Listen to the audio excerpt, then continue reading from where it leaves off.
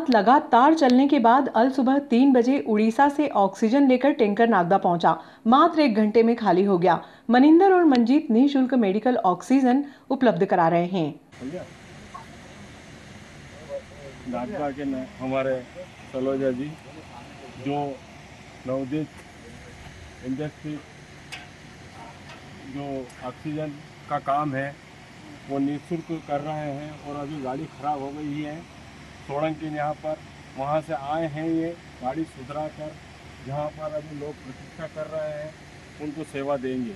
ऐसे भाई को मैं नमन करता हूँ और सभी को कहता हूँ कि ऐसे कठिन परिस्थिति में जो ये सहयोग कर रहे हैं आप इसका कंधे से कंधे मिलाकर सहयोग प्रदान करें। जय हिंद जय भारत। कोरोना महामारी के दौर में जहां ऑक्सीजन के लिए नागरिकों को दर दर भटकने पर मजबूर होना पड़ रहा है, ऐसे में शहर के 2 युवक निःशुल्क मेडिकल ऑक्सीजन उपलब्ध कराने में महती भूमिका अदा कर रहे हैं। बीती रात तहसीलदार की मौजूदगी में लगभग 200 से अधिक व्यक्तियों को अल सुबह 5 बजे निःशुल्क ऑक्सीजन सिलेंडर रिफिल किए।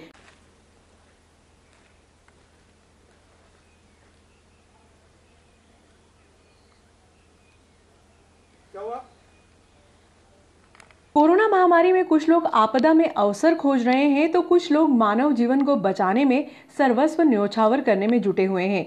शहर में ऑक्सीजन की आपूर्ति स्थानीय उद्योगों से हो सकती है, लेकिन अभी इस बिंदु पर कोई पहल नहीं की गई है, जिसके कारण शहर सहित आसपास ग्रामीणों को मेडिकल ऑक्सीजन के लिए परेशान होना पड़ रहा है। शहर के 2 युवक मनिंदर सलूजा और मंजीत सलूजा निःशुल्क ऑक्सीजन सिलेंडर उपलब्ध कराने में महती भूमिका अदा कर रहे हैं, जिसके कारण शहर सहित आसपास के ग्रामीण क्षेत्रों मंदसौर, बड़नगर, जावरा, उज्जैन व नीमच के लोगों को लाभ मिल रहा है। बीती रात मनदीप इंडस्ट्रीज के भगतपुरी स्थित प्लांट में रात्रि लगभग 11 बजे 200 से अधिक लोग ऑक्सीजन सिलेंडर रिफिल करवाने के लिए अपनी बारी का इंतजार कर रहे थे। रास्ते में ऑक्सीजन सिलेंडर के टैंकर में तकनीकी खराबी आने के कारण अल सुबह लगभग 4 बजे टैंकर प्लांट पर पहुंचा। इस दौरान तहसीलदार आशीष खरे स्वयं मौके पर मौजूद रहे और लोगों की पीड़ा को सुना। सुबह 4 बजे टैंकर के प्लांट में पहुंचने के बाद मनिंदर और मंजीत ने 200 से अधिक व्यक्तियों को निःशुल्क ऑक्सीजन सिलेंडर रिफिल किए। पर्दे के पीछे एक और व्यक्ति कमल गोखले है, जो आज तक कभी भी सामने नहीं आया। वह व्यक्ति दोनों भाइयों को ऑक्सीजन टैंकर भरवाने के लिए कभी गुजरात तो कभी महाराष्ट्र या फिर उड़ीसा में 15-15 दिनों तक डेरा डाले रखता है। नागदा के हमारे सलोजा जी जो नवोदित इंडस्ट्री जो ऑक्सीजन का काम है वो निःशुल्क कर रहे हैं और अभी गाड़ी खराब हो गई है सोलंकी यहाँ पर, वहाँ से आए हैं ये गाड़ी सुधरा कर, जहाँ पर अभी लोग प्रतीक्षा कर रहे हैं उनको सेवा देंगे। ऐसे भाई को मैं नमन करता हूँ और सभी को कहता हूँ कि ऐसे कठिन परिस्थिति में जो ये सहयोग कर रहे हैं आप इसका कंधे से कंधे मिलाकर सहयोग प्रदान करें। जय हिंद जय भारत। लघु उद्योगपति मनिंदर और मंजीत ने बताया कि पिता हरभजन सिंह सलूजा की प्रेरणा से बीमार व्यक्तियों को निःशुल्क ऑक्सीजन सिलेंडर उपलब्ध कराने का सफर लगभग 50 वर्षों से जारी है। इसके अलावा शहर में आयोजित होने वाले भंडारे में निःशुल्क कोयला व अन्य सामग्रियां भी उपलब्ध कराते हैं। कोरोना की भयावह स्थिति से निपटने के लिए पुलिस प्रशासन, राजस्व व जनप्रतिनिधि अब ग्रामीण व शहरी क्षेत्रों में निजी चिकित्सकों को संजीवनी के रूप में देख रहे हैं। बुधवार को शहर सहित आसपास के ग्रामीण क्षेत्रों की निजी चिकित्सकों की बैठक सर्किट हाउस में आहूत की गई, जिसमें कोरोना के प्रारंभिक स्तर के मरीजों को सूचीबद्ध करने का लक्ष्य निर्धारित किया गया। शहरों में तो ठीक है कोरोना, लेकिन अब ग्रामीण अंचलों में बहुत तेजी के साथ में पेशेंट भी आ रहे हैं और काफ़ी आपकी चाहिए कि जिस गांव में आप प्रैक्टिस करते हो या जिस मोहल्ले में आप प्रैक्टिस करते हो, आपके 10-12 लोग ऐसे रहते हैं जो आप पे बहुत फेथ करते हैं। मेरे पापा हैं, डॉक्टर शर्मा का ट्रीटमेंट उनको पसंद है। मैं इंदौर का भी बोल दूंगा तो ये कहेंगे डॉक्टर शर्मा जी यहाँ लेके चलो, उन्हें कोई दूसरा कोई पसंद ही नहीं आएगा। तो ये एक मेंटेलिटी होती है। आपके 10-12 लोग हैं, उन 10-12 लोगों को आप चुपचाप बुलाओ और 10-12 लोगों को मोहल्ले बांटो और मोहल्ले बांट के और उनसे ये कहो कि जिसके पास थोड़े बहुत भी लक्षण हैं उन लोगों को आप सूचीबद्ध करो, क्योंकि इस चेन को तोड़ने के लिए हमें उन लोगों को सूचीबद्ध करना बहुत जरूरी है। सूचीबद्ध होने के बाद तो सरकार अब गांव में भी किट दे रही है, गांव में भी जाके इलाज कर रही है। पहले हम उनको लिस्टिंग करें एक चीज, दूसरा, अगर आपके पास में कोई पेशेंट आता है तो मैं ये नहीं कह रहा हूँ कि आप पेशेंट को डराओ, उसका मनोबल बढ़ाओ, लेकिन पूरे भारत में जो आज परिस्थितियां हैं, विकट परिस्थितियां हैं, उसका एहसास भी उसको कराओ, उसको मोटिवेट भी करो कि आपको, मुझे लग रहा है कि कहीं ना कहीं सैंपल कराना चाहिए, टेस्टिंग कराना चाहिए, लेकिन यार आप भगवान के लिए आप अपने घर वालों की जिंदगी बचाना चाहते हो तो आप आइसोलेशन हो जाओ। अगर आपके घर में 2-3 मकान नहीं तो खेत में मकान, आप खेत में रहने लग जाओ। एक बाथरूम का उपयोग मत करो। अगर कोई पेशेंट आपको लगता है ये थोड़ा बहुत गंभीर है और आर्थिक रूप से संपन्न है तो उसको एक्सरे का एडवाइस कर दो। आपको लगता है कि और गंभीरता है तो फिर डॉक्टर चौधरी साहब का सजेशन कर दो, ये देख के अगर सीटी कराना होगा तो सीटी कराएंगे। ये जो मैंने 2-3 चीजें की, एक चीज तो ये की है कि हमको चैलेंज, देखो मेरा ये कहना है कि ये अभी हम सब के लिए एक चैलेंजिंग है जिंदगियां बचाना। तो अभी 2-3 दिन में हम चैलेंजिंग लें कि हम हमारे गांव को पूरी तरीके से आइडेंटिफाई करके प्रत्येक घर को कौन आदमी इसमें के लक्षण दिख रहे हैं उनको आइडेंटिफाई करना। कमल सर एक व्हाट्सएप ग्रुप बना देंगे, कमल सर को आप जानकारी देते रहो या एसडीएम साहब को आप जानकारी देते रहो। ये बात आप विश्वास मान के रखिए, हम पूरी तरीके से कॉन्फिडेंट रखेंगे। ऐसा नहीं कि आपने कोई जानकारी दी और हम उसको लीक करेंगे कि आपका नाम बताएंगे। धीरे, अच्छा एक विश्वास और दिलाओ, कहीं उठा के यार बेड ही नहीं है। आज की तारीख में पहले एक डर था कि हमें कहीं क्वारंटाइन कर देंगे, कहीं पता नहीं। आज तो स्थितियां हैं कि हम जैसे लोग भी हाथ जोड़ रहे हैं तो बेड आसानी से नहीं उपलब्ध करा पा रहे हैं, इसलिए वो डर तो निकाले। तो हम ये चाह रहे हैं कि उसको वहीं पर, और सरकार की एक योजना बन रही है कि धीरे धीरे हम पंचायतों में भी एक कोई रूम ऐसा लेके, और कोई मान लो कोई मरीज ऐसा है कि जो एक ही घर है, एक ही झुंगी बस्ती है, तो उसको हम कहीं ना कहीं सरकारी मकानों के अंदर रखने की योजना, वहाँ उसका हम ट्रीटमेंट करेंगे। तो एसडीएम साहब और कमल से और चीजें बताएंगे, लेकिन मैं आपसे 2 अपेक्षा कर रहा हूँ। एक अपेक्षा, हम जिस मोहल्ले में रहते हैं या जिस गांव में रहते हैं उस गांव का, देखो सरकारी मैंने कहा 5 तरह की एजेंसियां लग रही सर्वे में, दूसरे लोग भी लग रहे हैं, राजनीतिक दल के लोग, धार्मिक लोग, सामाजिक लोग भी लगे सर्वे में। लेकिन मुझे लगता है कि जितनी जल्दी आप लोग करवा दोगे उतनी जल्दी शायद हमको सफलता ईश्वर नहीं देगा, एक चीज।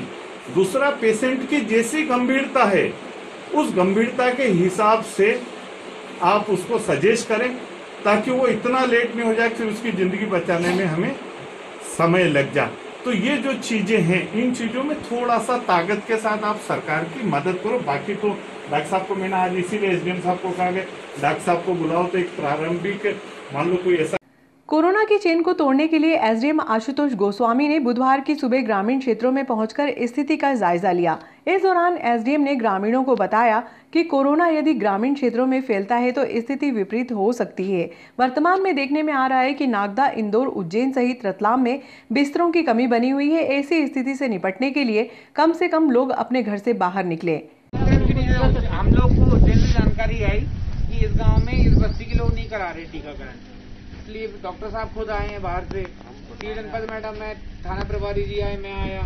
कोई दिक्कत है तो बताओ आप हमको। सर सब तो मोबाइल में बता रहे हैं कम्युनिकेशन से वो हो रहा है, तो सब एक दूसरे डर रहे हैं। हम सबने लगवाया, हमको कुछ हुआ नहीं। वो बात आपकी मान रहे, पर इधर की जैसे किसी को बोले तो कि ले तू लिख के दे, क्या जवाबदारी है तेरी, तो तू जबरदस्ती वहाँ भेज रहा है। देखो अपन क्या देखो अपन क्यों आए, कोरोना महामारी इतनी फैल रही है, यदि अपन टीका नहीं लगवाएंगे ना तो बहुत बुरी स्थिति बन जाएगी। अपन को अपने परिवार की रक्षा करनी की नहीं करनी, अपनी रक्षा, इसलिए तो कर रहे हैं टीकाकरण अपन। और अभी तो नागदा में देखो 85% लोगों की हो गई है, यहाँ पे किसी ने नहीं करवाया, ये बता रहे बस इनने करवाया। आप तो समझदार व्यक्ति, आपकी सब बात मानते हैं। इधर से भी करवाया, देवाजी है नहीं, बस भी एक जगह टीकाकरण करेंगे।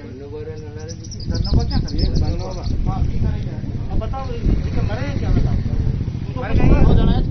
तो फिर करवा लो, बाकी सब लोगों से मिल रहे जिन्होंने टीका खाली हो गया था ना, क्यों तो यहाँ पर जंगल में चला गया था, सब जंगल में। अच्छा, कल का नहीं हो पाया था, आज किया मैंने अभी ये। कितने लोग कर लिया आपने, कितने घरों का अभी तक कितना हो गया शुरू से? 15। सर्दी खांसी सभी निकले। ये कितना निकला? 16 है टोटल। अभी तक निकले 16।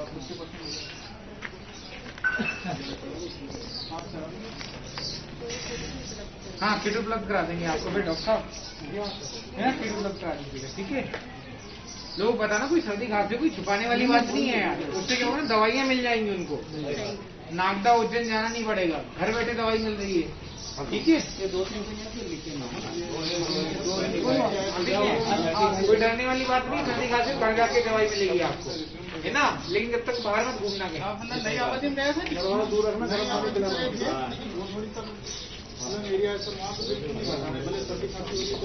यहाँ पे अभी बता दूं कोई बीमार है तो ले दे। नहीं, आप जब बताओ कि बीमारी तभी दवाई मिलेगी।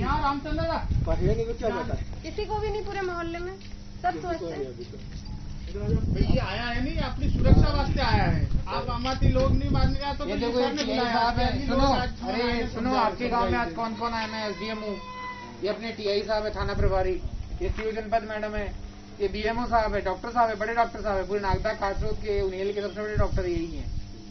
क्यों आए हैं? हमको तो अपनी तनख्वाह पूरी मिल रही है, हमारी तनख्वाह कम हो रही है क्या? उनको टीके भी लग गए, मतलब हम सुरक्षित हैं। आप लोगों के लिए आए, जानकारी में है कि आप लोग ना टीका लगवा रहे हैं ना सर्वे में कर रहे हो आप। कल आप कोई हो तो खुद मंत्री साहब कर जावा, आप तो सलाह देखो टीकाकरण क्यों कराना है, हम लोग इसलिए घूम रहे, टीकाकरण हमारा हो गया है।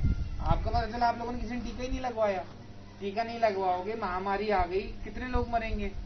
अस्पताल में भर्ती कर पाएंगे कितने लोगों को? नहीं कर पाएंगे, इसलिए हम यहाँ ला के देख लो वहाँ पे कैसे, मतलब हम लोग बाहर भेज रहे पेशेंट को, तो फिर कल को आप भर्ती नहीं कर पा रहे हैं, इतने पूरे भरे हुए हैं। जगह ही नहीं है वहाँ पे। क्यों नहीं लगवा रहे, मैं समझ में नहीं आ रहा, टीका क्यों नहीं लगवा रहे? इसलिए तो हमको आना पड़ा सब लोगों को। कारण हो तो बता, कोई डर है, किस चीज का डर? अंगीजन दे दो उससे मर जाते। ये हमने लगवाए थे, सब लगवा के आए हैं। मैंने खुद में लगाए 4 महीना हो गया, उसकी वजह से सर डर रहे हैं। अरे हमको अपनी जान प्यारी नहीं है क्या? हमको, हम लोगों को दादा टीका लगवाया दादा, बैठे पीछे जम्मू गेट के और क्या नहीं, टीका लगवा देंगे, सब लोग लगवाए तो हमको भी लगवाना चाहिए, अपना घर सुरक्षित हो जाएगा तुम्हारा। हाँ, और यदि सर्दी जुकाम हो तो बता देना, दवाइयाँ आई हैं अपने पास जो उज्जैन से, दवाइयाँ बांट देंगे अपन। कोई फीवर, खांसी, सर्दी हो, बदन दर्द हो, बता देना, छुपाना मत। कोई आपको बंद नहीं करेंगे, जेल बंद कर लिया भाई, इनको बंद थोड़ा ना करेंगे हम यार, हमको क्या मतलब? आप लोगों के लिए जगह जगह घूम रहे गाँव, जिससे कि आप लोगों का परिवार सुरक्षित रहे, है ना। तो सभी लोगों को बोलना, आपका नाम क्या? समझदार लगे आप मुझे, क्या नाम है आपका? क्या नाम है? वर्दीराम। बताना सब लोगों को यार, ऐसा क्यों कर रहे हो आप? तुम भी टीका नहीं लगवा रहे? सबको लगवाओ, टीका लगने से मर थोड़ी रहा है। धमक की मारे सर उसमें बताए नहीं, इसलिए बोल रहे हैं। तो घर से दूर भी नहीं जाते थे अपन, तो कोई अंगी संगे से नहीं दिलाएंगे, यूँ बोल रहे हैं। देख तो हम लोग तो बोल रहे हैं कि मैंने खुद ने लगवाया, नहीं बताओ तो समझाओ, तुम जिंदा हो कि नहीं हो? हम जिंदा जाएंगे। तो ये कि डर वाला लड़का सब खाएगा आदमी समझाना ही मतलब शिक्षित व्यक्ति है और समझदार व्यक्ति। कौन? दोपहर में सर्किट हाउस में SDM ने शहर के निजी चिकित्सकों की बैठक आहूत की। बैठक में उन्होंने कहा कि हमारा उद्देश्य कंटेनमेंट बनाना या संक्रमित व्यक्ति को RD गाड़ी या माधवनगर पहुंचाना नहीं है। वर्तमान में गंभीर स्थिति में संक्रमित अस्पताल पहुंच रहे हैं, जिससे मृत्यु दर बढ़ रही है। इसे रोकने के लिए गाँव में भी टीकाकरण को बढ़ावा दिया जाएगा। टीकाकरण के बाद संक्रमित व्यक्ति व मृत्यु दर का ग्राफ कम हुआ है।